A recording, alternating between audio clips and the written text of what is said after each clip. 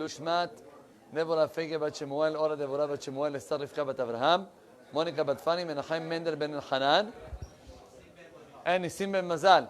Please, the berachot, don't forget to say the berachot, Leilul Nishmat, Nisim ben Mazal, Alav Shalom.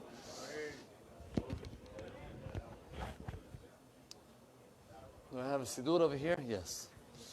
You know, we're saying those days the special prayer in the Amidah of Ala Nisim. Correct? By the way, not only in the Amidah, but also Birkat HaMazon, we say Ala Nisim.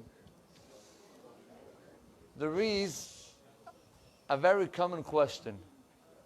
Whoever looks inside the Ala Nisim automatically will ask himself, there is something weird over here. Number one, let's look inside. We said, Natata giborim bi'ad halashim. You gave to the weak people, to the bunch of Hashmonaim, Maccabim, that were weak, you give them power to control the giborim. Yeah? V'rabbim bi'ad me'atim. Also, you give to the small amount of people, me'atim, you give them the rabbim. All of those huge empire that they had. Urshaim be'ad tzadikim, utmeim be'ad tehorim, vezedim be'ad oskei toratecha. You gave the impure in the hands of the pure. You gave Reshaim. You gave to the tzadikim to control the Reshaim. Yeah? Rabotai, what does this have to do with the miracle? Usually, if there is a war and you want to say what a miracle happened, you're going to say, listen, you know how many soldiers there were from the other side? You know how many we were? We're a small bunch of guys. We're able to control them. That's a miracle. But what I have to do, Rashaim and Tzadikim, with the war? Zedim biad oskei toratecha. And why this is called a miracle?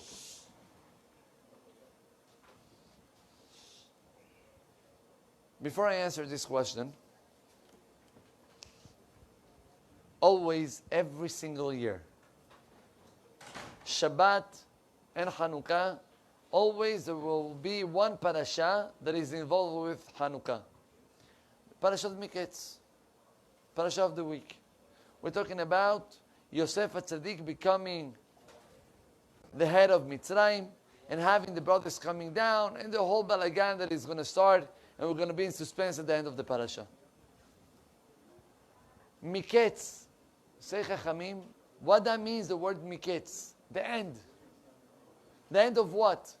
Says the Gemara, Ketz sam lachoshech. Borei Olam is putting an end to the darkness. Yosef HaTzadik had no clue for how long he's going to be in jail. Had no idea.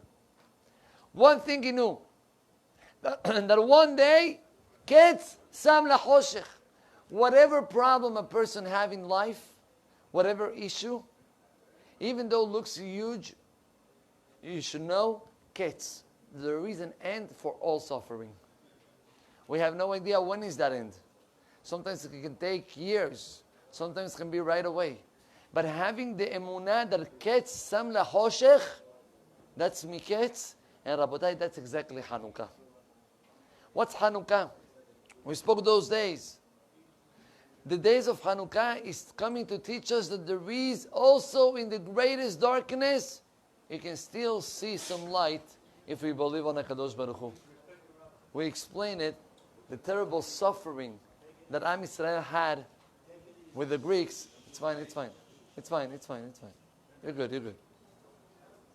good. We found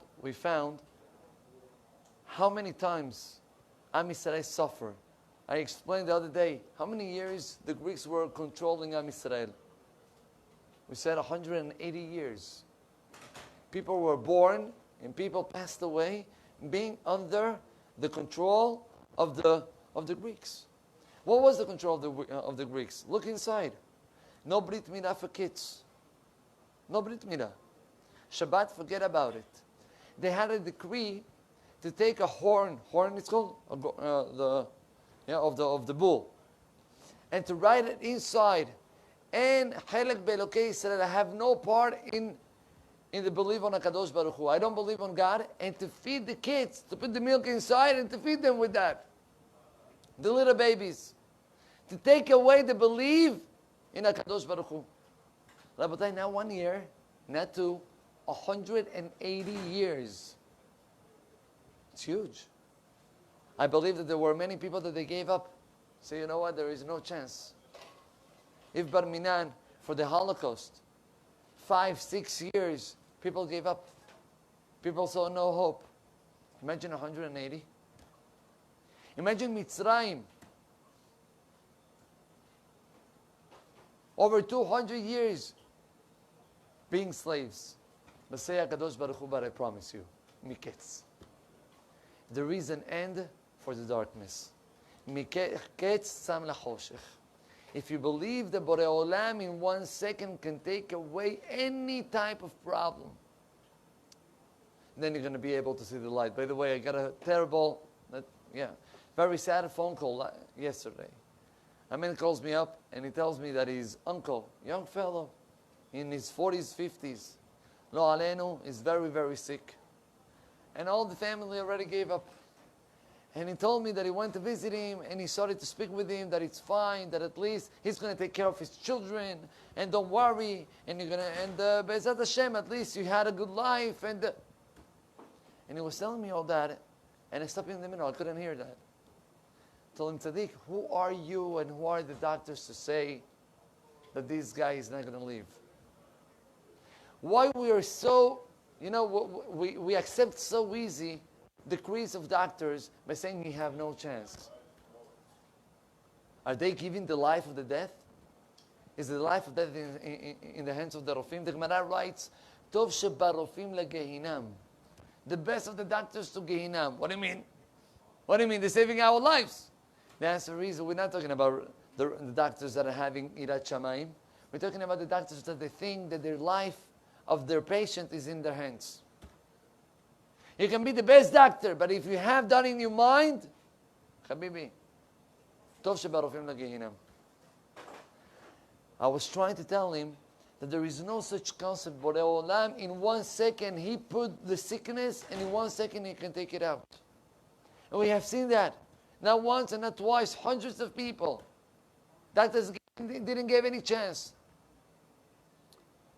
I remember in Bet Torah, Rabbi, Mr. Abdo, you know him, right? Mr. Abdo told me one time, he told me, I was going to visit somebody. They gave him no chance. No chance. And I went to visit him. So I got to the hospital, and I took the elevator, and after me enters the son of this man. And the pain of the son was so big.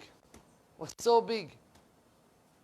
He entered, he looked at me, and then he closed up his eyes, and he says, God, I promise you, I commit myself, that if you help my dad and you save him, I will start keeping, I don't know what it was exactly, tefillin, I don't know what exactly. Mr. Abdu told me, they just got up, they just got to the floor, they entered to the room, and then the wife of this fellow goes out with a huge smile. You have no idea. We cannot believe what happened right now. And he explained to him a whole miracle that happened, how this guy got safe. Rabotai, in 1 second, Borei Olam, mashpil af meromem. In 1 second, he can take down somebody, and in 1 second, he can put him up. That's Hanukkah. Ketz sam lachoshech. There is an end to any darkness. We just have to believe in it.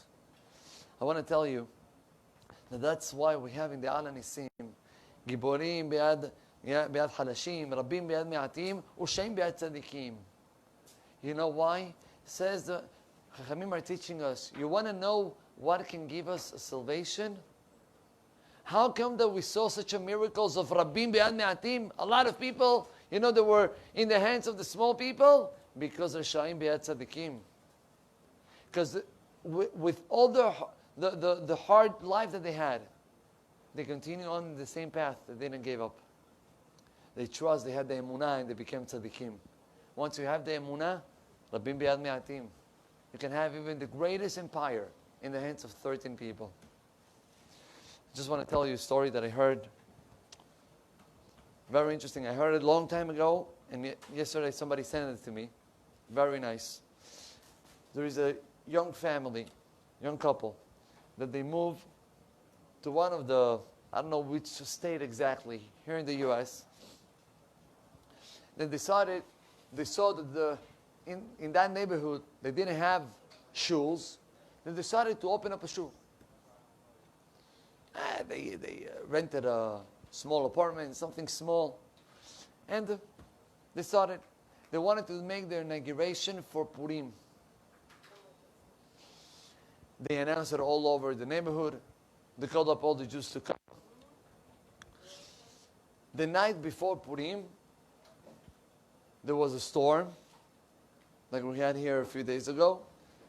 Balagan, water came in, and the day of Purim, they were supposed to have, right?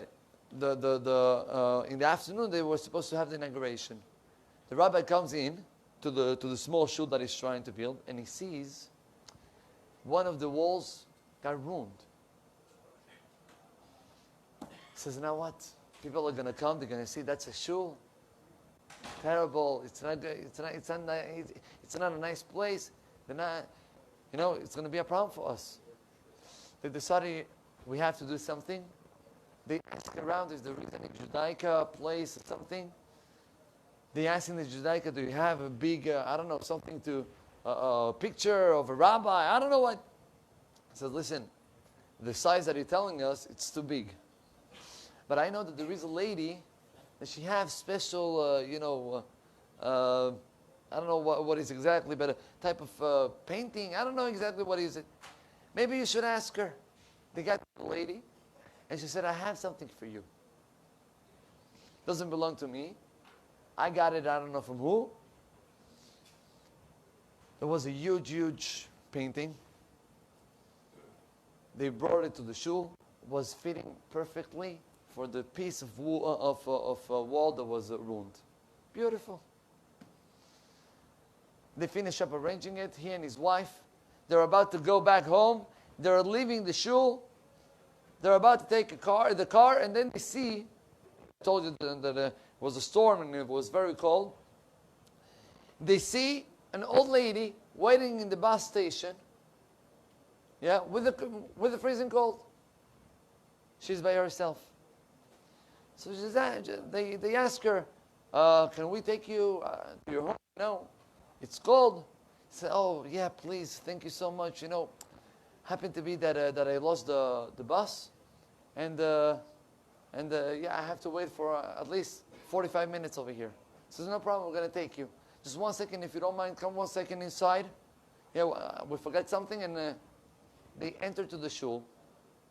This lady enters, and she sees the picture, and she starts to cry. What's going on? They didn't know even that she was a Jew. She was Jewish. She's asking, please, sir, can you look behind the picture if there is a name in this corner? They look behind. Yes, there is a name. Name, Leah. She cries. What's wrong? She says, let me tell you, this picture, this painting, I made it. I did it years ago in Europe before the war.